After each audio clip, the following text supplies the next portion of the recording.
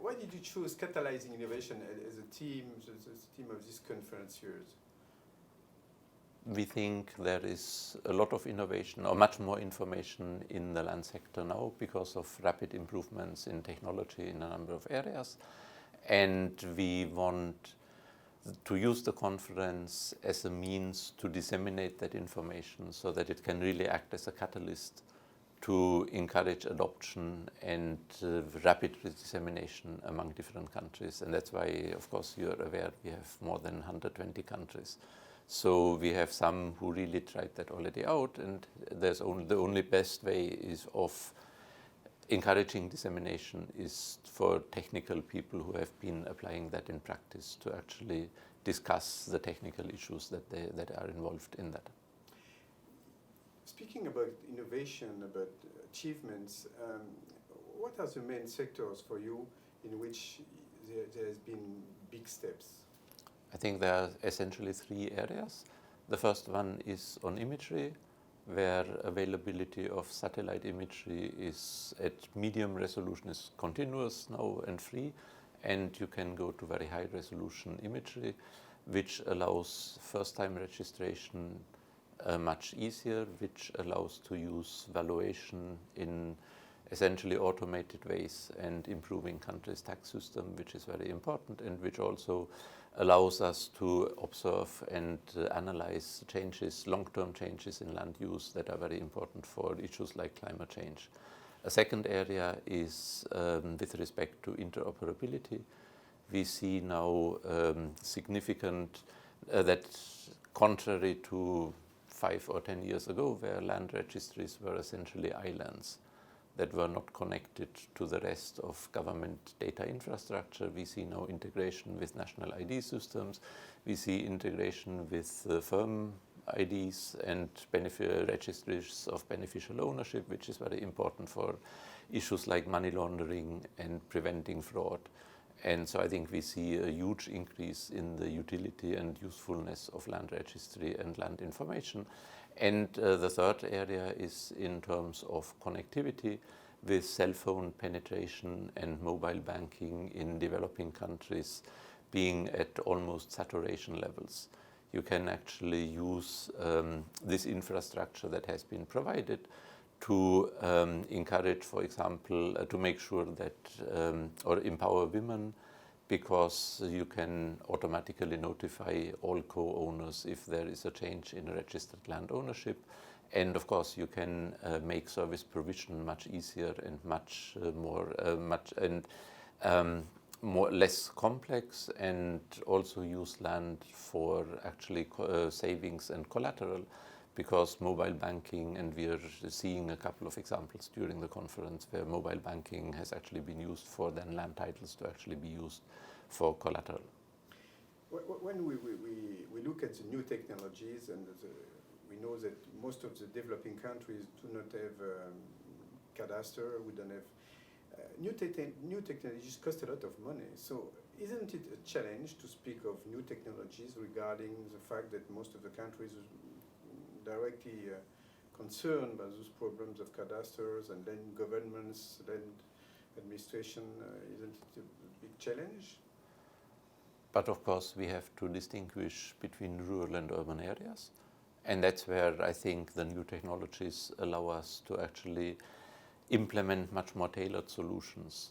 And because in urban areas, I think any cadastre can pay for itself through either user fees or using that also as a basis for land taxation. And we have a couple of examples that have been presented here at the conference where that is actually the case, and where as a result of establishing a more complete cadastre, that actually paid for itself. Because contrary to what people think, yes, the technology has some fixed costs, but I think it is still overall much cheaper than it was in the past. I think in the 90s, when we started this conference, the bank was doing projects where a title cost $50 to $60.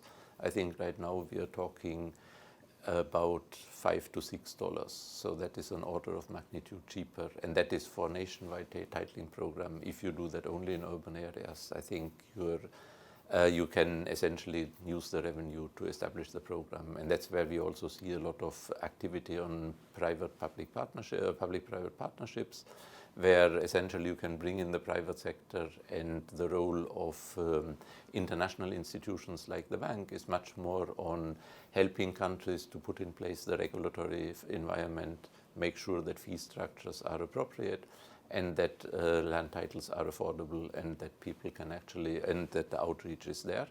And there we see still a lot of issues with high survey standards, with unaffordable fees, which I think we need to address. And then, of course, I think in rural areas, I don't think you need to go for individual title everywhere.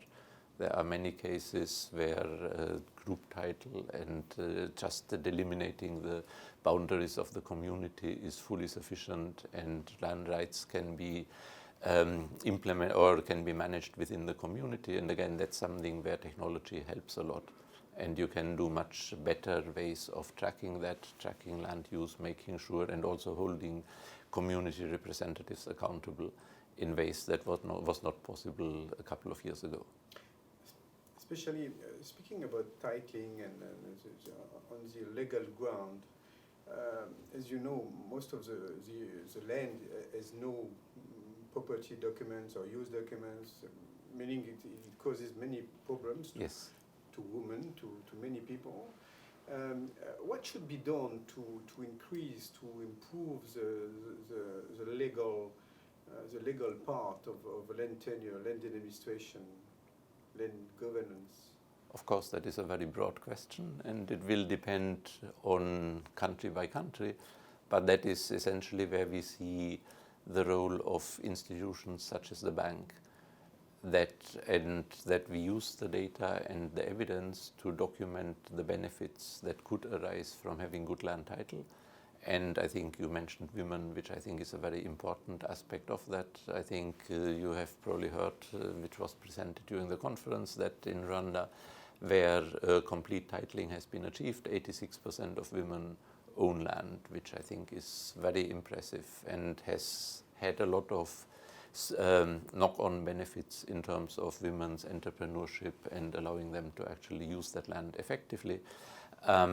What is important, and then I think once you have through, and the bank can now apply new instruments, especially development policy loans, to actually help countries make the necessary adjustments in the legal framework, which often are resisted by some interests who benefit from the current system. And then I think we can rely much more on private sector to actually help implement these and reach fairly comprehensive coverage. Mm-hmm. You're speaking about new technologies, big data, which are very helpful.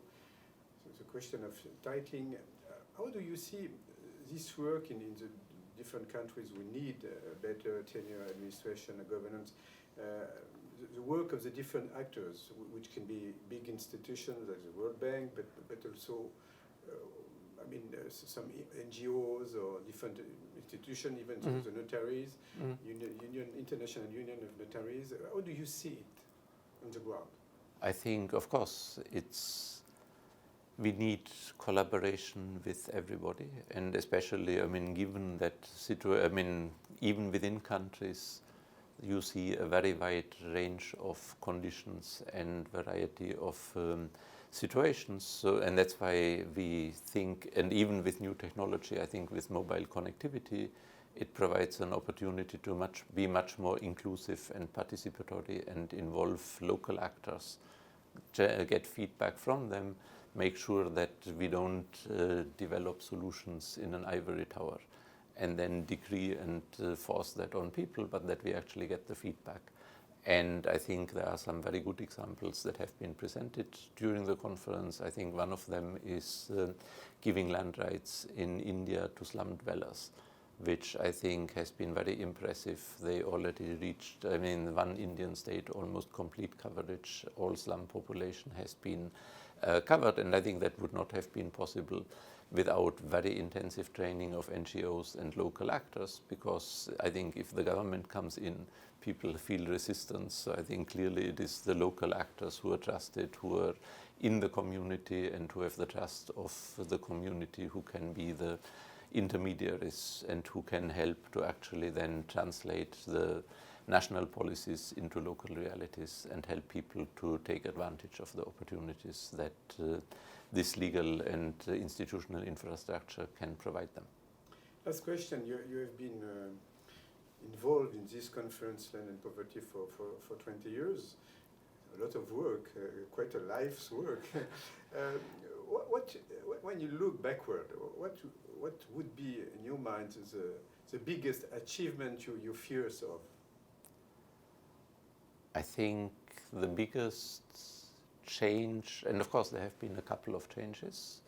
One is that really when we started that, and that was one of the reasons why we, that it was the dominant paradigm was that of individual titling only. I think we have seen that shift completely towards a continuum of rights and the need to actually differentiate between the situations. I think even surveyors who have been very hard to convince and have been insisting on very high precision standards are now talking about fit for purpose and making sure that we use the means that are appropriate to the specific situation. And I think the second area where we really have seen tremendous change is in terms of gender, which was not an issue at all when we started. I think nobody thought about women. There was a little bit of talk about, yes, it may be interesting to, I mean, or there may be, but I think it may be useful to think of co-ownership, but there was no standards, there was no clarity. And I think we have seen a complete shift, and I think that has been to a large degree to the, thanks to the evidence that has been provided about titles and documented property rights really being very important, especially for women, because unless rights are documented, of course, you cannot enforce them in court, and you cannot use them as a formal collateral. And these are the main impacts that we hope to achieve. And so I think that having that, and that's where I think where technology now allows us even to increase these benefits through issues like mobile banking or automated notification of all the co-owners. So I think we are quite optimistic. And of course, as you know, we still are very far from achieving universal coverage and universal recognition with rights. We hope that with the new opportunities that we now have at our disposal, we can actually make significant progress and not only definitely exceed 70% of coverage, or possibly even get to near complete coverage in 80%, 90% within the next 10 years, so that by 2030, the SDG goal of providing complete or providing 10-year security for all is actually much more realized than it is now. So I really understand you're ready for the next 10, 20 years. At least we are in a good, we have a good basis for that. Thank you very much. Thank you. Okay, thanks. Thank you.